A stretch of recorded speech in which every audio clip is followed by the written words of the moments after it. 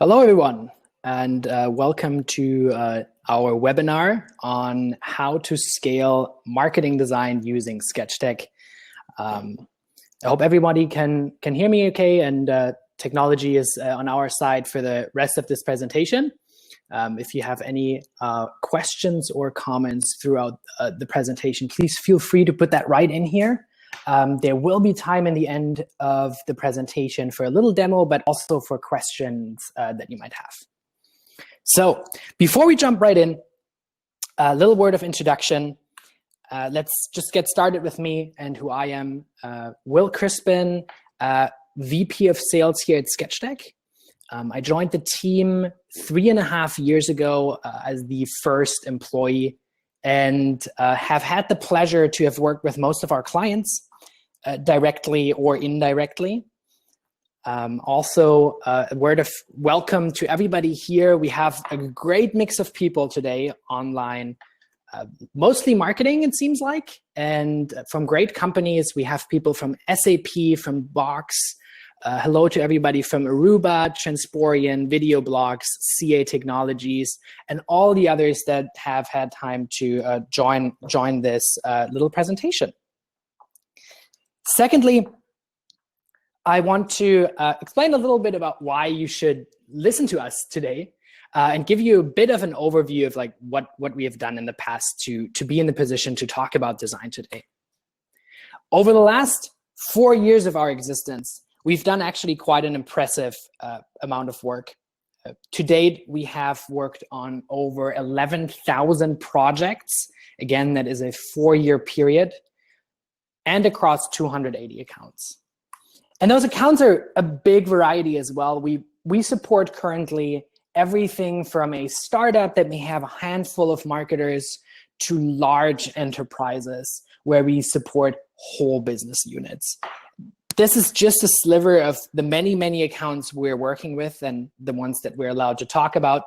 So there is a big amount of trust on our current client side, but there's also a lot of experience that we've had with those people, collecting information, seeing patterns, and that's why we're here today, and that's what we want to talk about. So let's jump right in. What's on today's agenda? Firstly, I want to talk about a little bit why we're here and why design is important and how that matters to your business. Secondly, I really want to dive into the struggles that most of you probably face on a day-to-day basis, but that are very systemic within organizations and marketing teams all over the world. Lastly, obviously, we want to dive into the solution, and I want to show you how we believe we can solve those issues and how we can help you to scale marketing design across your whole organization. Let's get started. Why are we here? If you look 10 years back, design was not necessarily a focus. It hasn't always mattered. There weren't always resources for it. But over the last couple of years, that has changed massively. Today, it feels like design is essentially everywhere. And it's good design. And there's a big shift in our perception of good design, as well as like our expectation when it comes to design. A big focus here is really the shift in the workforce with millennials who are essentially were raised by companies producing great design. And we're talking here Google, we're talking Apple. These people are now entering the workforce. And the standards for what good design should be and where good design should exist is changing by these people entering the workforce and now looking at PowerPoint decks who just don't look much inspiring.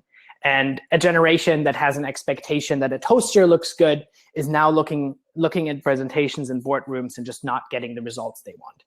And especially within B2B, this is really new. And it's not only about aesthetics. Design does affect the bottom line. And there's a great study that was done over a 10-year period that I would like to share. Some of you might already be familiar, but even if it's just a refresher, take a look at this graph. This is the Design Value Index. The Design Value Index was a collection of publicly traded companies that were tracked over a 10-year period, and they were the performance of those companies were compared to the S&P 500. And the design value index only consists of publicly traded company that hit certain criteria of design-centric operations. What that means is it needs to have a certain amount of budget allocated to design, a certain amount of headcount, a certain amount of time per persona in terms of education and understanding design. We will go together through what makes a company design-centric today, and we will go together through the issues that companies currently face and the bottlenecks that stop companies from being design-centric. So you get a better understanding how you can be part of the design value index companies rather than the S&P 500 companies. So let's take a look at what holds you back from scaling marketing and design today. And I want to start out with how we at SketchDeck think about where design really affects your business and how design works in an organization. And there's essentially 3 different categories. There's the individual level. That is you on a day-to-day basis, how you do design, how you experience design. That is you struggling with getting a brief done or producing a PowerPoint deck on a short notice. Then we have the team. Team at the department level, it varies from organization to organization and from size to size, but that's essentially a step up, decision makers who have different metrics, different kind of worries to think about. We will go over those in a second. And then we have the organization level, the highest level of design, and the struggles that come there are again very different from the other 2, and we will take a closer look at that. And then I will show you as well how we're fixing those compared to the issues. So let's dive into the individual. What are our biggest struggles on a day-to-day basis? Essentially, we have 2 issues if we have access to design. The first one is speed. Businesses move faster than any design solution out there. And that goes down to the individual level. There are countless of requests coming in. They come fast, they come without warning, they come without a clear brief. And most design solutions that you have available are today agencies, freelancers, and in-house design teams. And those are optimized for creativity, not for speed, leaving you unsupported and leaving you at 4 a.m. up creating PowerPoint decks for the meeting on the next day. The second issue are ease of use. It's not that an agency or your in-house design team comes with a manual on how to use it. Many people who need design today don't know how to write a creative brief. They never had to do it in the past. And even if you know design or the basic of graphic design instruction, you still have to do with meetings, countless emails, phone calls. It's a logistical nightmare to get a creative project done with most of the solutions you have available today. What are the struggles on the team and department level? Well, as I mentioned earlier, the individual struggle assume that you have access to some kind of design solution. But that is really the biggest problem on the team and organization level, enabling that access. I mentioned the expectation for design and for good design within organizations, within B2B, is getting higher and higher. And with that, the amount of people who need design gets also bigger. And a lot of these people don't even know that they need design. It's difficult to give those people access. We still live in a world where there's few stakeholders controlling the design relationship within organizations. Not everybody knows those stakeholders. Not everybody knows that there's even design resources available. Enabling this access is a big bottleneck today. The second problem is quality and consistency. A lot of organizations try to tackle these first individual as well as the access level by just creating a huge mix of resources internally and externally. The problem is there's no control. Deliverables are created in various different places. They're stored in different places. And it creates this phenomenon that we call shadow design, similar to shadow IT. It's all the stuff you're not controlling and you don't have any visibility to. And often you will have inconsistent outcomes and just plain old bad design due to people doing it themselves, people hiding it, people giving bad instruction, people using vendors that are not properly vetted. Third issue, capacity and flexibility. Design is not very well predictable. It fluctuates like crazy over the course of a year. No matter in what business you are, we have peaks and troughs.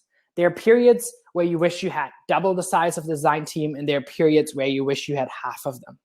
I'm thinking about Christmas. I'm thinking right now, the summertime. Hiring in-house is a flat cost. Dealing with vendors, dealing with their capacity, dealing with their availability is a task where you have to essentially hire an internal team just to manage all of that. It just creates a lot of overhead and a lot of additional management time. And often you still can't deal with the peaks and troughs despite a big mix of solutions. Lastly, we obviously have efficiency and cost. Traditional design solutions are just not optimized for cost or for speed. It's all about quality and creativity. There's huge overhead. There's a lot of unnecessary work for the day-to-day work that you're doing that you essentially have to pay for no matter what. And that creates inefficient design all around. Lastly, we have the organizational level. And on an organizational level, things seem to be going pretty well. We have good agencies available. All of you have probably an agency of record. And again, I mentioned, when you look around from the consumer perspective, design is looking better than ever. But there are new challenges. The first one is keeping your brand ahead. Technology companies like Apple have given us the impression that design has to change on a 2-year release cycle. And that affects brands just as much as it affects products. Everybody has the expectation that brands stay fresh and relevant. And in today's world, it is really hard for an organization to continuously improve, change, and make their brand better. It's a struggle to keep up. The second piece is controlling and scaling your brand. Design is not limited to the few things that most people see. It goes way deeper. It goes into all the things that your customers look at in the end. That's sales meetings, that's little handouts, that is you presenting in front of a small group of people. Those are the things you have to focus on just as much as you have to focus on billboards, advertising, and the big keynotes that are presented at big events. People who need design are consistently growing. You need control as well as you need scale if you want to make sure that your brand is consistently good. The last piece is utilizing all channels. What do I mean with that? Well, marketing has actually changed quite a bit since the rise of Facebook, Twitter, and Google advertising. Nobody has really figured out how to truly utilize all these channels. We are aware of the possibility of segmentation of customers and very specific outreach, but we right now don't have the challenge to produce hyper-customized design. I will talk about this hyper-customized design in a bit, but think about it in like an advertising, online advertising, social advertising way, but this can go deeper. You can have the same deliverables cater to different personas or audiences and change it solely through design rather than through content. And those problems may affect you directly, they may not affect you directly. Either way, it's bigger than you may think. So we've done an internal study on that and looked at our customers, and we averaged it out at a team of 15 marketers. And we monitored their usage and looked at what they've produced. And it turned out that 15 marketers produce an average of 300 hours of design every single month. So what is that work? That is the things that come to mind. Case studies, white papers, presentations, ads. But there's this whole other spectrum of the small things you don't even think are design. Resize this PNG, make these small tweaks to the PowerPoint presentation, adapt this deliverable, change the color. Those are little tasks. They take anywhere between 5 and 30 minutes. But that comes together in the end of the day to a lot of time being spent on those menial design tasks. That time could be spent better on the things that you've actually hired people for. So if you figure out, and I will tell you one way of figuring that out, to solve these challenges, that enables you to jump from this graph up to this graph and make you a design-centric company that is also perceived and known as that. Let me talk a little bit about one case that I like specifically, and that's Okta. Okta has been a long-term client for over 2.5 years at this point. We've started on a very individual level with them. It was a struggle to do presentations. We've helped a few executives there to get presentations done and slowly moved in supporting more and more presentation work. After a while, it was apparent that there's a more systemic issue, not just around presentation, but production design as a whole. So we started supporting the corporate marketing and later the partner events, strategic events, and so on marketing teams with all their day-to-day design. We then went with Okta, some of you may be familiar, through their big rebrand to the brand that they have today. And like every rebrand, it's a bit of a mess. Things have to be strategically rolled out, deliverables have to be fixed, templates have to be built. It doesn't end by getting a nice brand book.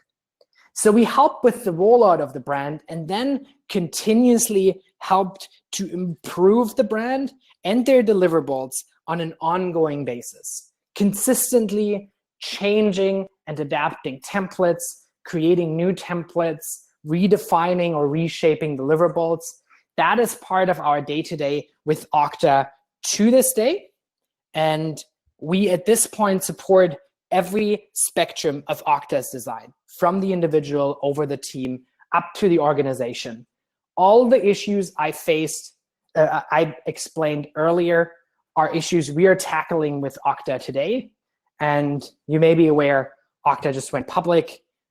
So things are turning out well for them. I'm not claiming that design is doing the sole job here, but design is definitely a strong factor for an Okta, like a company like Okta, to succeed. So let me tell you about how we fix these issues. And this is what we do for all our clients. And just like I started earlier, let's take a look at the individual level. So the core piece of what we do is surrounded around our platform. We're not just a service, we're a platform as well. And the first thing the platform enables is you have all the marketing deliverables you need on a day-to-day basis in one place.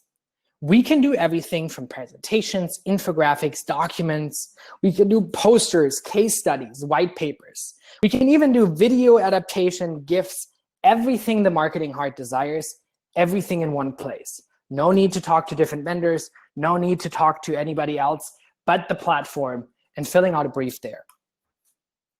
Gets me to the second piece. You can start a project whenever you want, from wherever you want.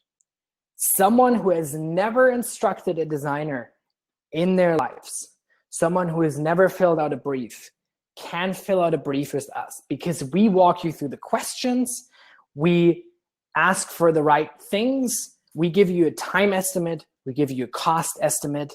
There's no need for a phone call, no need for an email, but there's always the option to go either of those routes. You can start a project 24/7. It doesn't end there. Once you start a project, it stays within SketchDeck. And you can use our platform to collaborate with our team on making the deliverable better. You can collaborate internally and discuss best options moving forward. It is essentially a project management tool as well as your workspace to get a deliverable done. And in the end, you can manage all your assets there. You can share them with your team. You can reuse them. You can be as efficient as possible in managing your assets, as well as reusing, consistently building on top of, and merging assets all the time. It's in one place, it's searchable, it's shareable, and it's collaborative. So how does that affect the team? I mentioned already, there's a lot of sharing and collaboration going on in our platform. But the biggest piece here is reach. You don't have to have stakeholders or people who are the decision makers of what goes on in the platform and what is happening. You can give access to everybody.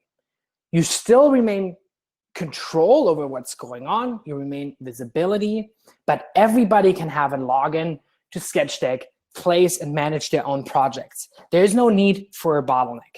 Everyone can go on the platform. The second piece on the organizational side is a concern about quality and consistency. Well, we got you covered on that as well, because we will build a team around your specific needs. And those teams and those needs might be different from business unit to business unit, or even from team to team. But in any case, you get a set of people who are catered to the needs you have. That may be time zone related. That may be around speed. That might be about specific deliverables. Or that may just very well be a team that is just generally well-rounded. You typically get people who are great at original design. Those are our typical designers. But we got you covered on the production side as well. So there's always production designers available for large-scale projects or just for small tasks. You always have a consistent project and account manager. That will be your point of contact for any kind of project kickoffs or larger concern or pipeline planning for that matter. We have quality control, making sure we are always on brand and that small details don't even go through to you. And lastly, we have truly creative resources. You will work with a creative director that can interface with you directly or with your team, making sure that your brand is consistently pushed forward. And we don't struggle with capacity, and you don't have to worry about how much work we can handle. We can cover any kind of spikes and any kind of troughs by scaling up or down the team, or sometimes even adding new teams for really large projects. And there is no limits when it comes to small or big projects. As an example, a small project is truly resize this PNG, make the file size smaller, something like that. Large projects can be anything from creating 200 to 600 different ads or designing 5,000 slides, which both of these projects we have done in the past. A concern that everybody worries about, speed. We are very fast. And it's not just because we have a big team of designers that is globally positioned, therefore available to start whenever a project comes in. It is also because our tool doesn't just help you to place projects and manage your projects on your end, it also helps us. It cuts down our overhead, it makes project managers significantly more effective, and it helps to auto-assign projects to the right designers within your dedicated team. Therefore, making the process way faster than any other solution and getting you results in as little as 24 hours. And for clients that have a very established and trained team, even less than that. So now, how do we help an organization on the very biggest level? To really understand that, you have to first look at where we sit in the design landscape. There's currently two established big solutions out there. You can hire in-house, and you can hire an agency.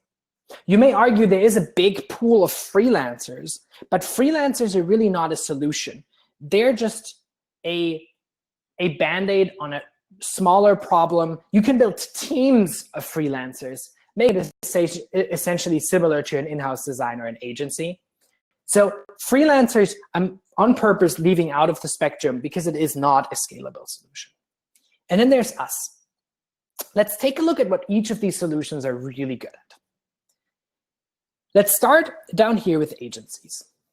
I've mentioned that multiple times today, agencies are fantastic at big creative projects. Think rebrand, think redoing your website, think events branding, think large ad campaigns. That's what they're great at. Things with huge impact, huge price tags, and a lot of lead time. That is what agencies should and currently do focus on. Then you have your in-house design team. A lot of people currently try to hire huge in-house design teams to support their demand. And I've recently talked to someone at IBM who is currently on the probably biggest hiring spree for designers. And even there, the designer ratio, despite having thousands of designers at this point, is still 1 designer to 300 people. That is one of the worst designer to people ratios that you can get in a technology company. So what should they do? They should focus on core design elements. Maybe creating templates afterwards. Focusing on the product design, big here. Product needs a lot of interaction between the engineers or your other strategy teams to actually get good results. They should be focusing on those strategic projects that need a lot of internal communication and a lot of other stakeholders. Leaving the day-to-day design, traditionally unsupported, now with us. We can help you with all the other stuff that's going on. Presentation, sales collateral, marketing materials, ads, large production. And there is, on purpose, quite a bit of overlap, because there is. We can help an agency to roll out a brand. We can help your in-house design team to push your brand forward, create templates. There are deliverables that we can argue for hours and hours where it should go to. The truth is, they could go to either one. But everybody here has their strength and their weaknesses. And that brings us to a very unique attribute we can bring to the table. And that is consistent improvements to your brand. Take a look at this chart. The black line represents the development of a typical brand. It stays flat for a long time until everybody hates it enough to push for a rebrand. And a rebrand pushes your brand up massively. It changes entirely, and it's a logistical nightmare. It takes months. It takes a lot of resources internally, externally. It's a huge cost. And once you're done, you don't want to do anything like that anytime soon. So what happens? Your brand stays flat again until everybody hates it, or you just have to change it, and you do the whole mess again. So now, what can we do? Considering that we might be your day-to-day solution, it puts us in a unique spot to see the deliverables that go out every single day and make suggestions around how to improve them within the current construct of your brand. Yes, we're not rebranding. We are just making improvements within the confinements of the brand, creating this nice little curve. So we make sure your brand never stays stagnant. Your brand consistently evolves, gets better and better, and therefore rebrands become less of a big undertaking. And you don't get to the situation where people just really hate the things they produce. The last piece is the most recent and most interesting one to me. We can create design that truly fits your audience. Remember when I talked about hyper customization? I like the example of a car app, even though we don't do many car ads. But it gets the point across that the same product in different circumstances and positions, and I don't have to explain marketing to you here, gets a different reaction from your audience. And now all of you have the theoretical capabilities of segmenting very, very specific people within your social or web marketing channels. we can now help you to make small adjustments that really make a big difference, essentially helping you to get more leads without driving your advertising costs crazily high. And it doesn't stop at ads. Ads seems to be a big issue right now, but we can do customization on completely different levels. Think of your case studies. The same case study may, with just slight design adjustments, attract a completely different set of people. Whoever wrote the book on case studies having to all look the same. I'm happy to share some of these examples if you have specific questions, but that is definitely one of the areas where there's a lot of improvements and a lot of opportunity within organizations to make changes through design solutions like us.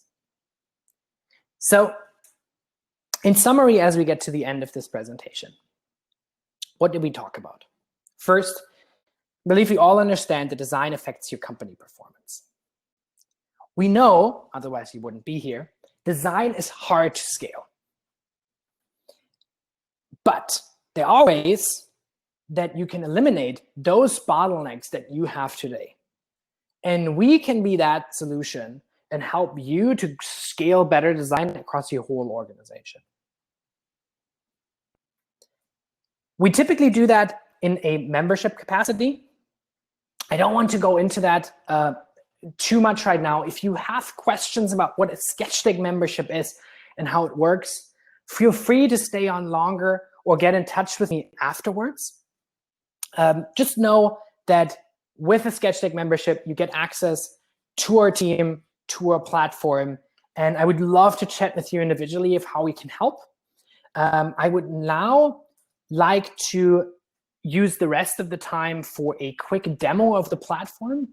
And before we actually go into the demo itself, why don't we take a few minutes for some questions? Okay, so do we have a first question here? Okay, we have a first question. The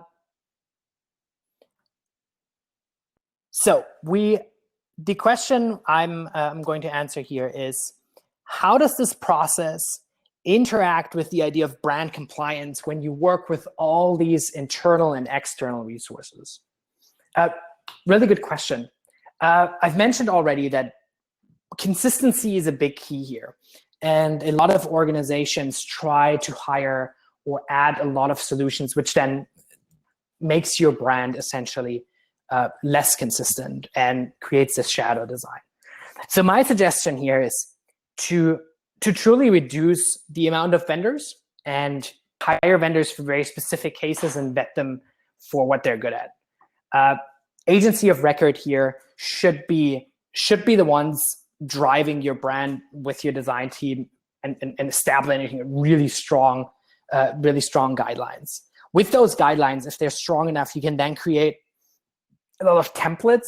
We found the more you can set basic templates and just customize them, the more you just create consistency.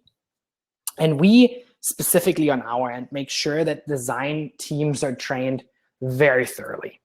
So we can become a brand police, and we have become with others of our clients, and worked with them and their internal design teams, flagged issues, and just generally made sure that deliverables go out. The second key here is give your people access. If people don't have access to design, or if the solutions are too complicated to use, you will force them being their own designers. And being their own designers, well, you don't want to see what salespeople create in their free time when they create any kind of deliverables. Are there any other questions? Oh, we have another one. Are you able to choose a designer based on her portfolio or design skills? Really good question. It's in part answer. Yes, in part. What we do is we do an initial early on selections of what we think would be a fitting team.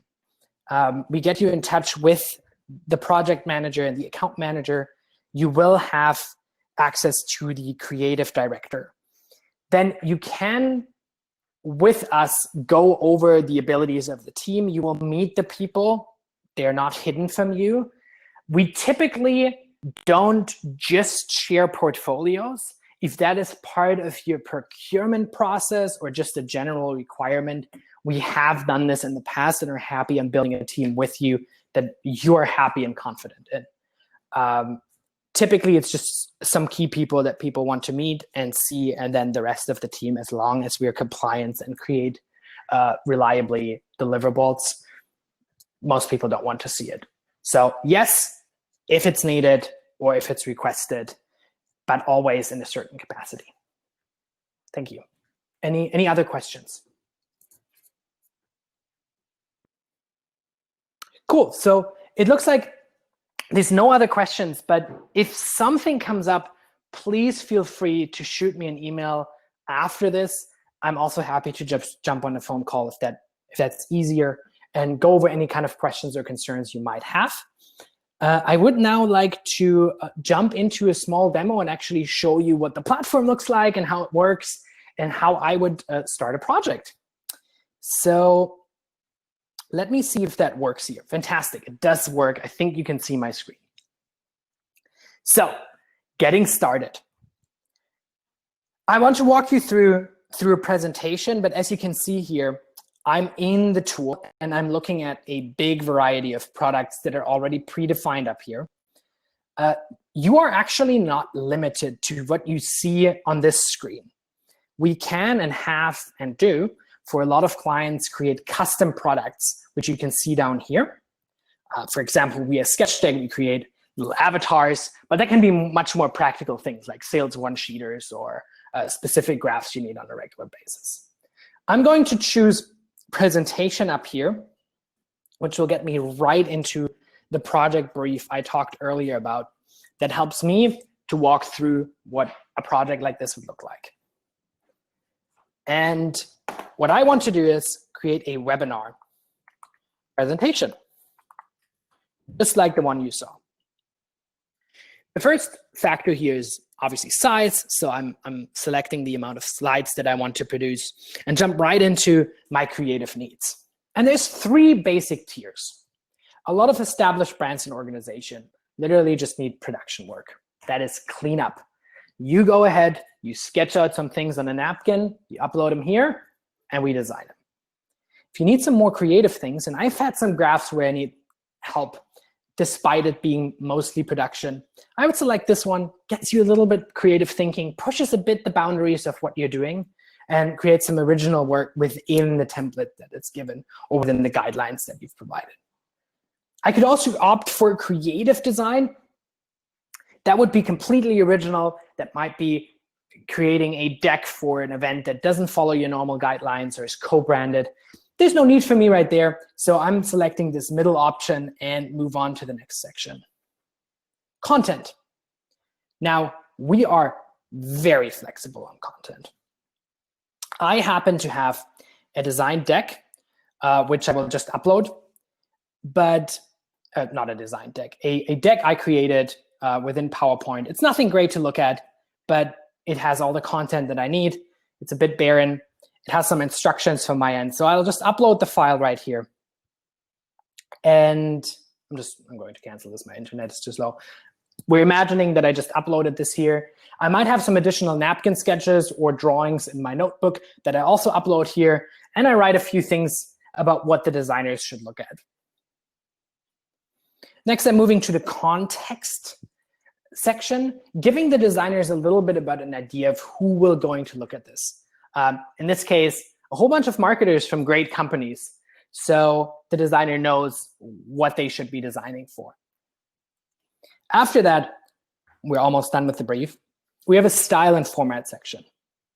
2 options right off the bat.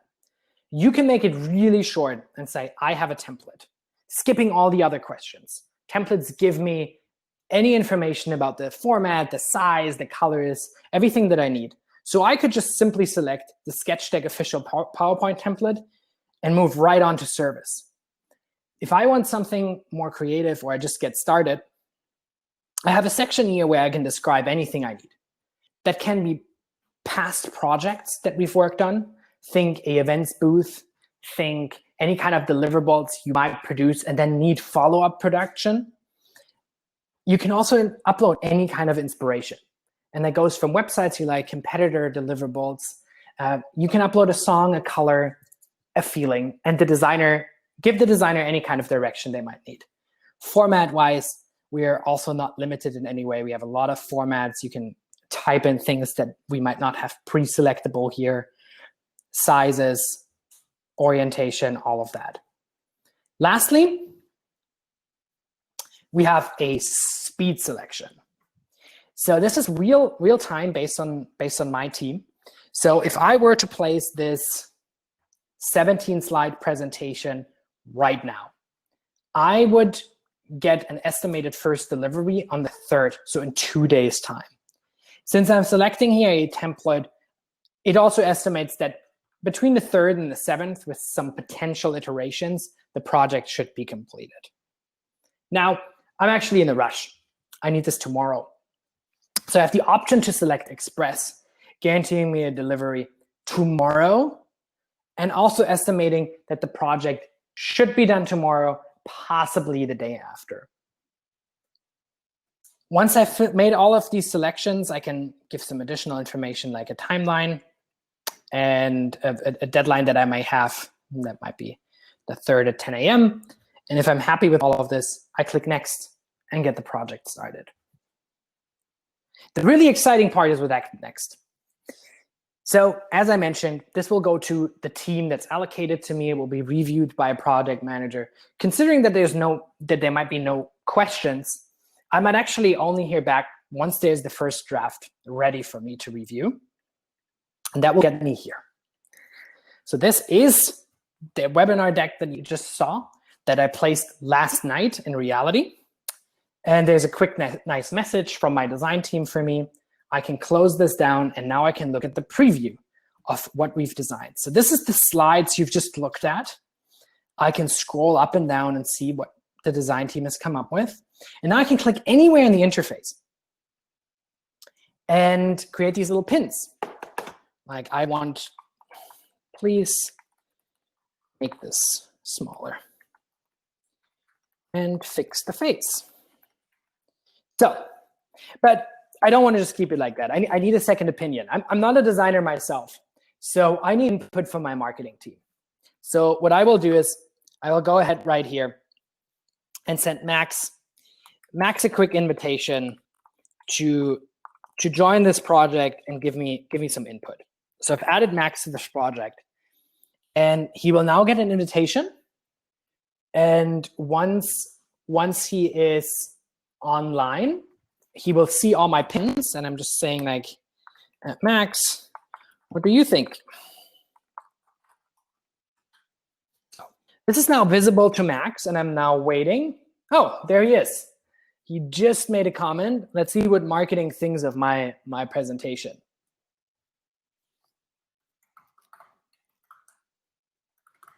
Okay, so he seems to like it. Well, I should smile more. Okay, well, we'll fix the picture on this one, but you get the idea. We can collaborate here together on the projects. Once I'm happy with this, let's say I take a new picture, I'll upload this here, let the design team know that we should fix the picture and have me smile a bit more. The design team can work on that. I can make much more of these comments right here. I'm just going to make some test comments, upload different files. Maybe I've changed my content, so I could upload that as well as here. Can jump back and forth between the comments. Once I'm done and I'm happy, I can send this back for more work. The designer then gets those tasks, completes them, uploads the new file, and I get another email and another notification that my work is ready for review. Once I'm happy, I can download all the files. There may be some design team members here. In case you were wondering, you always get all the asset files, all vectors, all source files are going to be here. For me, it's just very basic. It's a PowerPoint presentation, a PDF. I can download that and then present it to you. That's the core of our interface. There is a ton of little details that I'm happy to go over individually if you have any kind of questions. But for now, this concludes the demo for today. It concludes the webinar. I hope this was really helpful for all of you. If you have questions, please feel free to send us an email. If you want to know more about how we can help you specifically, again, send me an email, give me a call. I'm happy to go over that. Thanks a lot, and have a great rest of your day.